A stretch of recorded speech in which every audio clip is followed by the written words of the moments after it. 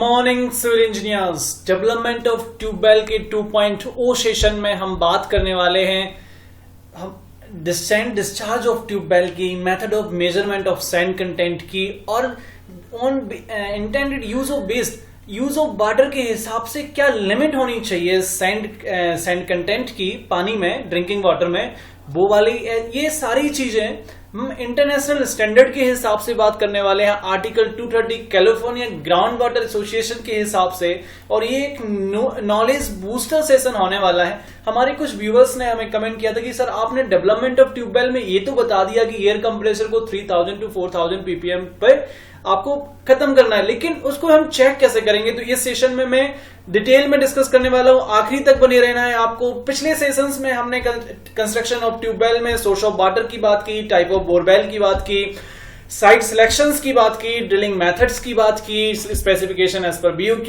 MSERW pipe की, और development of tubewell में हमने बात की कि डेवलपमेंट ऑफ ट्यूबवेल क्यों जरूरी है। डेवलपमेंट ऑफ ट्यूबवेल क्यों जरूरी है, ये ना करेंगे तो क्या क्या समस्याएं हो सकती हैं। इनमें हमने कुछ मेथड्स की भी बात की। इन मेथड्स में मैंने आपको बताया कि एयर कंप्रेशर के द्वारा भी हम डेवलपमेंट ऑफ ट्यूबवेल करते हैं, और आपको OP यूनिट के द्वारा भी हम डेवलपमेंट ऑफ ट्यूबवेल करते हैं, जिसमें हमने back washing, open well method, back washing में हमने बात की। जब हम एयर कंप्रेशर की यूनिट से कर रहे थे तो हमने बताया था कि आपको जब तक डेवलपमेंट ऑफ ट्यूबवेल करना है, डेवलपमेंट करना है, जब तक कि या तो शिंकिंग बंद ना हो जाए, योर सैंड कंटेंट को 3000 to 4000 ppm ना हो जाए। अब ये नहीं बताया कि ये चेक कैसे करते हैं। हमारे कुछ व्यूअर्स ने बोला कि सर ये चेक कैसे करेंगे। वैसे सवाल बहुत अच्छा है आपका, इस सवाल का जवाब हम डिटेल में देने वाले, आखिरी तक बने रहना है आपको।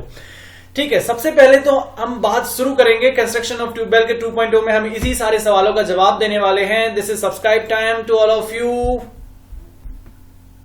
अब मैं सबसे पहले बात करता हूं सैंड डिस्चार्ज इन ट्यूबवेल की।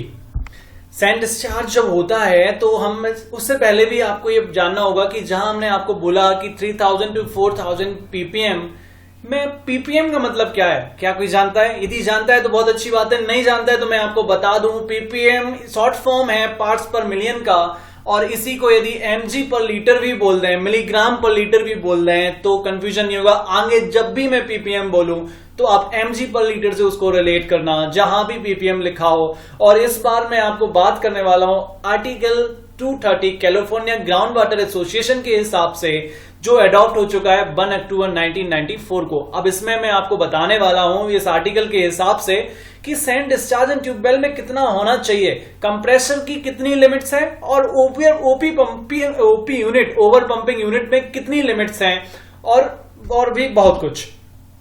ठीक है, वैसे कि मैं पहले भी बता चुका हूं, इफेक्ट ऑफ सैंड पंपिंग की बात ही क्या करना है। यदि सैंड का कंटेंट आपके ट्यूबवेल में डिस्चार्ज हो रहा है तो आपके पाइपलाइंस को ब्लॉक कर सकता है, स्प्रिंकलिंग सिस्टम को खराब कर सकता है, ड्रिप इरिगेशन सिस्टम को खराब कर सकता है, और भी बहुत सारी ये जो सैंड कंटेंट है आपके मशीन में, इसकी जो मेंटेनेंस होती है वो भी बार बार आएगी। इफेक्ट ऑफ सैंड पंपिंग्स में पानी नीचे से ब्लॉक हो जाएगा, यदि आपकी जालियों में ब्लॉक होकर के वो कोरोजन का कारण भी बन सकता है, इंट्रेंस की वेलोसिटी भी कम कर सकता है। तो इस तरह से बहुत आपकी स्क्रीन ब्लॉक भी कर सकता है। तो सैंड की कंटेंट होना नहीं चाहिए। पिछली बार भी मैंने बताया, इस बार भी मैंने आपको बताया। अब मैंने बोला कि आप जब डेवलपमेंट कर रहे हैं तो सैंड डिस्चार्ज आपको मेजर करना है। यदि भाई एयर कंप्रेसर में भी आपको 3000 to 4000 ppm, या मैं बोलूं 4000 मिलीग्राम पर लीटर, यदि आपको मेजर करना है तो आप करेंगे कैसे। इसके लिए मैं आप बात करूंगा method of measurement of sand content की, जो कि ये सारी मैं बात कर रहा हूं as per article 230 California ground water association के हिसाब से। तो मैं आपको बता दूं, इसके लिए 3 मेथड्स हैं जिनसे हम सैंड कंटेंट्स को बार बार चेक कर पाएंगे और हम उसको कंट्रोल कर पाएंगे। जिसमें पहली बात है एमोफकॉन की, रोसम सैंड टेस्टर की, ऑटोमेटिक पार्टिकल काउंटर की। तीनों मेथड्स को हम डिटेल में डिस्कस करने वाले हैं, इसके प्रोस एंड कॉन्स के बारे में। और एमोफकॉन, ये वही एमोफकॉन है, ये एमोफकॉन के बारे में मैं आपको बताता चलूं कि this is applicable only for, ये इनिशियल स्टेज में इसको चेक करते हैं। ये क्यों करते हैं, आपको आगे जैसे जैसे मैं बढ़ता जाऊंगा आपको ये चीज क्लियर आउट होती जाएगी। मैं आपको ये IAS 7234 1974 जो कि आईएस कोड है, ये एमोफकॉन कहां यूज होता है, किसी भी सस्पेंडेड मैटर को, जो सेट लेवल सस्पेंडेड मैटर है उसको फाइंड आउट करने के लिए, और ये जो है मिलीग्राम पर लीटर के टर्म में, पीपीएम के टर्म में ये बताता है, तो इमहोफ कॉन का हम इस्तेमाल करते हैं। आईएस कोड की लिंक नीचे है, वहां पे आपकी इसकी डिटेलिंग ज्यादा नहीं है, लेकिन जितनी है वो जरूरी है, आपको पता होना चाहिए। मैं आपको बता दूं कि इमहोफ कॉन में हम करते क्या है कि हमें थोड़ी सी केयर, जब आप सैंपल ले रहे होते हैं ना, तो थोड़ा सा केयर लेना होता है, क्योंकि कांच का होता है, ठीक है। तो सैंपल अच्छे से आपके पास आ जाए, तो आपको जैसे आपने 1 लीटर का, ये कौन है, ये जो आप देख रहे हैं ये 1 लीटर का है, और 1 लीटर का जैसे ही आपके पास आ गया, तो इसमें जितना भी सैंड कंटेंट आ रहा होगा वो 10 मिनट तक इसको सेटल डाउन करो, और आप रीडेबल होगा। इसका स्मॉलेस्ट डिवीजन की मैं बताता चलूं आपको कि ये 0.1 ml तक ये रीड करेगा। इसका स्मॉलेस्ट डिवीजन 0.1 ml है, और smallest 1/10 of the smallest division जो है, देखो एक चीज 1 ml है, तो मिलीलीटर हो गया ना भाई, वॉल्यूमेट्रिक हो गया, ग्राम में क्या होगा, तो इसके लिए एक एजम्पशन है कि 1/10 of the smallest division 10 ppm के बराबर होता है, मतलब 0.1 ml 10 ppm के बराबर है, ठीक है। और ये सी जैसे अब देखिए 10 ppm है, जैसे जैसे मैं आगे बढ़ूंगा आपको ये चीज क्लियर होती जाएगी कि हमें अल्टीमेटली ड्रिंकिंग वाटर में कितने पानी का कंटेंट होना चाहिए, क्या स्टैंडर्ड लिमिट्स हैं। आप hold your horses, I will say to you, ये इसीलिए हम ज्यादा यूज नहीं करते हैं इसका, इनिशियल स्टेज में करते हैं, क्योंकि 10 ppm के ज्यादा ये कम मेजर ही नहीं कर सकता। और आपको बताता चलूं मैं कि ड्रिंकिंग वाटर में 5 ppm होना चाहिए, कौन से स्टैंडर्ड में लिखा है मैं आखिरी में बिल्कुल डिटेल में डिस्कस करने वाला हूं, ठीक है।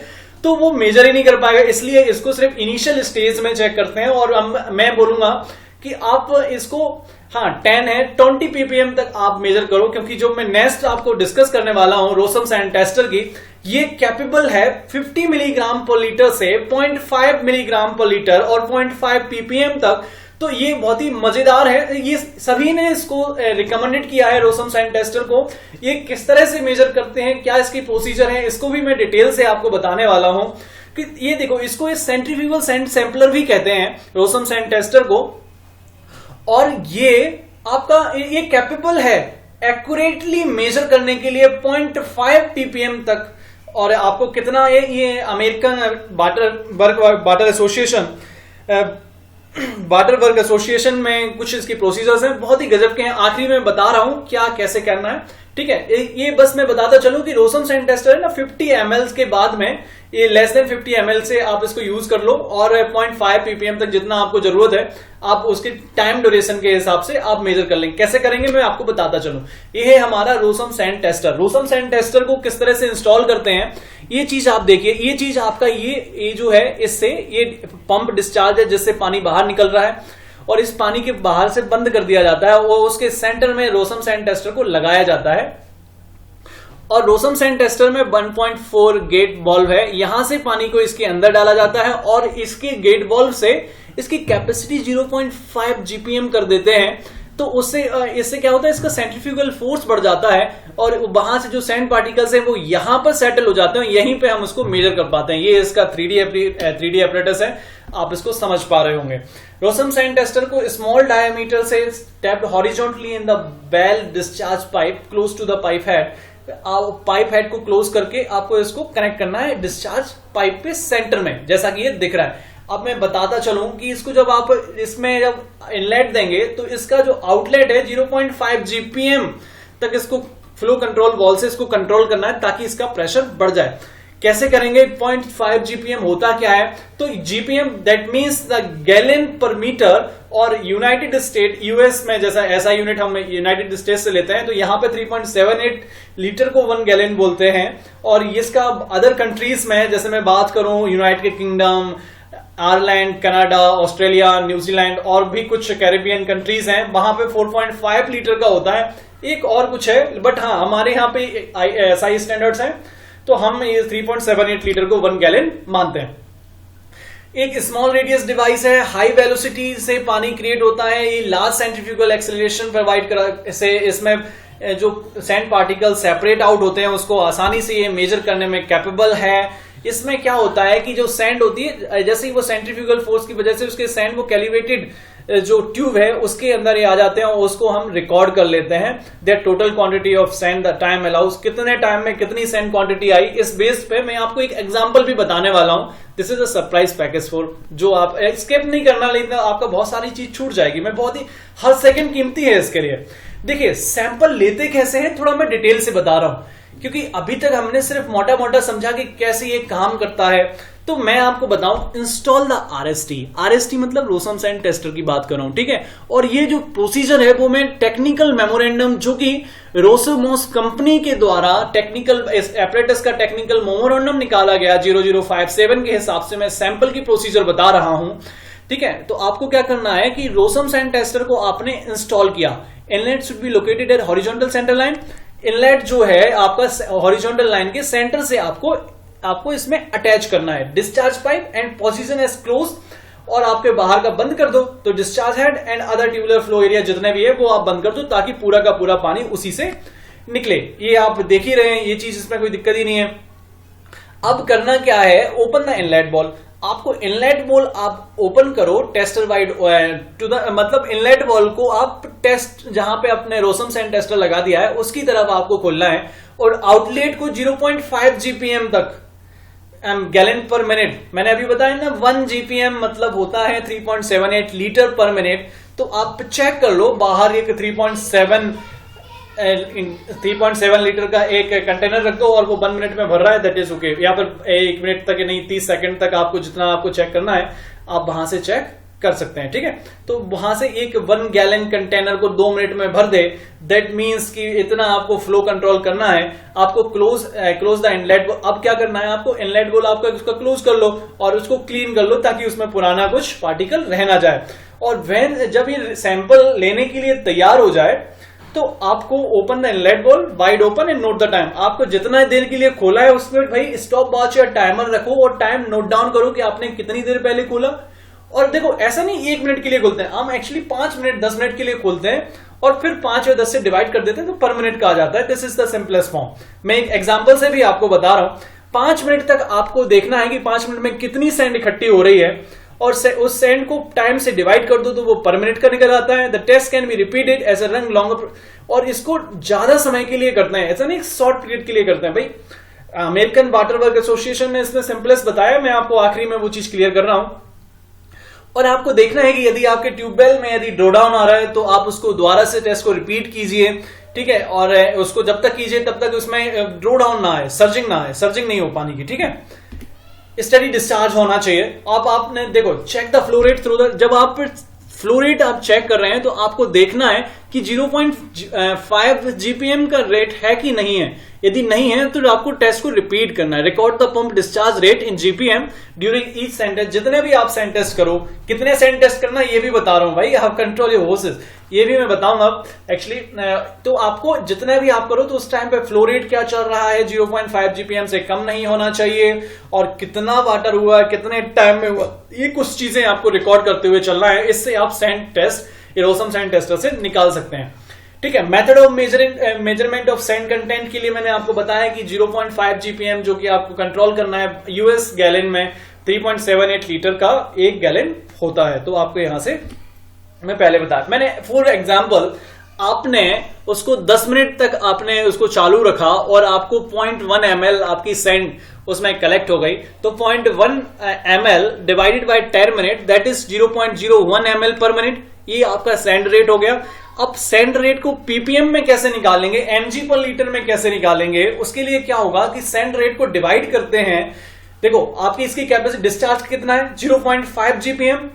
अब 1 जीपीएम में 231 क्यूबिक इंच पानी होता है, ठीक है, यदि इंच में आप कैलकुलेट करेंगे, और एमएल पर क्यूबिक इंच में देखेंगे तो 16 ml ये पर क्यूबिक इंच में ये इसका कंटेंट होता है। तो ये सारी और मल्टीप्लाइड बाय 1 मिलियन किया मैं, 1 2 3 1 सैकड़ा 1000 10,000 लाख 10 लाख, ठीक है, 1 मिलियन से इन्होंने मल्टीप्लाई कर दिया, तो फिर वो पार्ट्स पर मिलियन में वो 5.78 ppm आ गया। यहां तक तो कोई दिक्कत नहीं होनी चाहिए जहां तक मुझे लग रहा है। और मैं ऑटोमेटिक सैंड पार्टिकल काउंटर की बात करूं तो ये वाला पार्टिकल जो है ना वो वाटर ट्रीटमेंट फैसिलिटीज में या फिर लैब में इसका यूज करते हैं। इसका कॉन्स ये है कि इसको इंस्टॉल करने के लिए सैंड कंटेंट होता है, how it is are not well suited. देखो ये वाला इंस्ट्रूमेंट जो है ना हम साइट पे लगा नहीं पाते हैं, साइट पे इंस्टॉलेशन में दिक्कत होती है। क्यों होती है? क्योंकि इसे एसी सप्लाई चाहिए, एसी इलेक्ट्रिसिटी चाहिए, ये एक्सपेंसिव है, इसे कंप्यूटर भी चाहिए डाटा एनालिसिस के लिए, तो ये बहुत ज्यादा एक्सपेंसिव है। ये लैब में हम एक कर सकते हैं कि भाई कितना सैंड पार्टिकल, ये प्लांट में हम इसका यूज करते हैं। अब जैसा कि मैंने बताया था, ये मैंने तीनों पार्टिकल डिस्कस कर लिए। अब मैं बात कर रहा हूं limit based on intended use of water, मतलब पानी के उपयोग के आधार पे कितनी लिमिट होनी चाहिए। और मैं किसके आधार पे बता रहा हूं, मैं आपको बताता चलूं। United state of America United state environmental protection agency और नेशनल वाटर वेल एसोसिएशन ने कुछ रिकमेंडेशंस डिसाइड की हैं इंटरनेशनली वाटर वेल के लिए।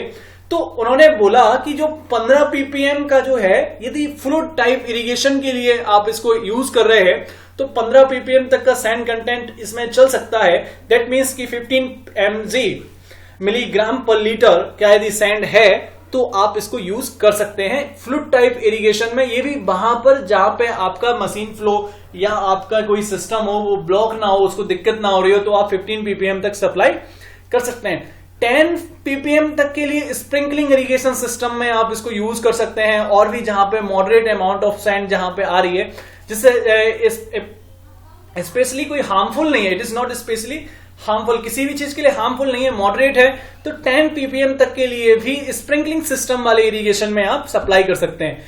यदि पानी की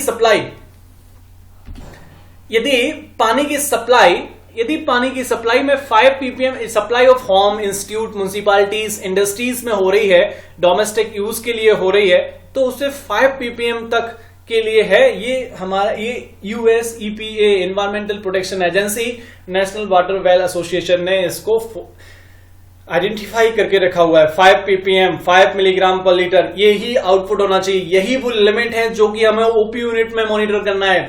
देखो एयर कंप्रेशर में जो हम करते हैं वहां पे 3000 मिलीग्राम दैट मीन्स 1000 3 ग्राम पर लीटर और 4 ग्राम पर लीटर, ठीक है। ये 5 milligram, I agree, 1000 milligram is equal to 1 gram ना, तो ये चीज समझ में आनी चाहिए, यहां पे कंफ्यूजन नहीं हो। 5 ppm मतलब 5 मिलीग्राम पर लीटर तक के लिए डोमेस्टिक सप्लाई में, और 1 ppm फॉर वर्ल्ड सप्लाई जो फूड और कहीं food agency processing of food बनाने में जहां भी, तो वहां 1 ppm का पानी, वहां पे पानी की सप्लाई 1 ppm होनी चाहिए। इतना है आपकी हमारी EPA और NWWA ने हमें सजेस्ट किया है। और उन्होंने सजेस्ट किया है कि centrifugal sand supplier, that means कि रोसम सैंड टेस्टर को इन्होंने भी सजेस्ट किया है, ठीक है। अमेरिकन वाटर वर्क एसोसिएशन ने क्या बोला है, इन्होंने थोड़ा सा डिटेल में बोला है, और ये जानने लायक है कि कितना, कैसे हम ओपी यूनिट में सैंड कंटेंट को चेक करेंगे। तो इन्होंने बोला कि 5 ppm that is 5 milligram per litre, और आपको 10 सैंड मेजरमेंट लेने हैं, और एटलीस्ट 2 आवर 2 घंटे तक डिजाइन पंपिंग कैपेसिटी पे आप अपना ट्यूबवेल चलाइए। दिस इज, आई रिपीट, 2 घंटे, मिनिमम 2 घंटे तक डिजाइन कैपेसिटी पर आप अपने ट्यूबवेल का डिस्चार्ज मेंटेन कीजिए। और उस 2 घंटे में आपको 10 सैंपल लेने हैं, और 10 सैंपल में ऑन एन एवरेज 5 मिलीग्राम, और किसी में ईच में भी, किसी एक सैंपल में भी 5 मिलीग्राम पर लीटर से ज्यादा सैंड कंटेंट नहीं आना चाहिए, और ऑन एन एवरेज भी 5 मिलीग्राम होना चाहिए। तो ये चीज हो गई। तो यहां से 5 मिलीग्राम आपका रिस्ट्रिक्शंस क्राइटेरिया हो गया। और कंप्लीट साइकिल एटलीस्ट 2 घंटे के लिए तो आपको चलाना है, ऐसा नहीं कि 5 मिनट चला लिया और आपने खत्म कर दिया। तो अमेरिकन वाटर वर्क एसोसिएशन ने स्पेसिफाइड किया है कि Rossum sand tester for measuring the sand content measure करने के लिए रोसम सैंड टेस्टर को हुआ है द सिटी ऑफ, और यहाँ पे जो हमारे कर्न कंट्री है या बैकरफील्ड या कैलिफोर्निया है, इन्होंने भी सेट किया है कि 1 ppm sand for domestic well के लिए 1 ppm 1 मिलीग्राम पर लीटर का सैंड कंटेंट ही डोमेस्टिक सप्लाई के लिए यूज करेंगे। तो इन सब के आधार पे कैलिफोर्निया ग्राउंड वाटर एसोसिएशन ने United states of environmental protection act और नेशनल वाटर वर्क एसोसिएशन की reports, national water well association की रिपोर्ट जो रिकमेंडेशंस हैं उन्हीं को अप्रूव किया है, ठीक है। तो आपको लिमिट्स क्लियर हो गई हैं भाई, 10 ppm 5 ppm और 1 ppm और 15 ppm कहां होना है। एक टर्म आता है कि भाई हम कौन से पानी को सैंड फ्री वाटर कह सकते हैं। इसके लिए पूरे हिंदुस्तान, पूरी दुनिया में ना बहुत ज्यादा कंफ्यूजन है, क्योंकि हर एजेंसी ने अपने हिसाब से बताया है। मैं सभी एजेंसियों के बता लेता हूं। Driscoll define sand free water के लिए 8 milligram per litre of sand silt clay. तो उन्होंने बोला कि तब तक यदि 8 मिलीग्राम पर लीटर यदि पानी में सैंड है, दैट मीन्स कि ये सैंड फ्री वाटर है। ठीक है। एक रोसमॉस कंपनी जो कि रोसम सैंड टेस्टर बनाती है, उसने सैंड फ्री के लिए बोला कि पानी में यार नहीं 1 मिलीग्राम पर लीटर तक ही होना चाहिए। ठीक है। कैलिफोर्निया ग्राउंड वाटर एसोसिएशन की प्रीवियस मीटिंग की बात कर लूं तो प्रीवियस मीटिंग में कि उनकी कमेटी ने खुद बोला था कि 2 ppm तक के लिए सैंड फ्री वाटर, यदि 2 ppm तक है तो सैंड फ्री वाटर है। तो इस टाइप के सबके अलग अलग विचार होने की वजह से कैलिफोर्निया ग्राउंड वाटर एसोसिएशन ने सैंड फ्री वाटर की टर्म को अडॉप्ट ही नहीं किया। तो सैंड फ्री वाटर को हम नहीं मानते इस टाइम पे, तो कि क्योंकि सब जगह अपने अलग अलग स्टैंडर्ड। हिंदुस्तान का तो मुझे पता नहीं, यदि आप लोगों को कहीं मिले तो बताना। This is ultimately knowledge boosting थी। इतना सारा इंफॉर्मेशन आगे भी हम बताएंगे। यदि आपको अच्छा लगा हो तो शेयर करो दोस्तों के साथ में। और thank you, tata bye bye.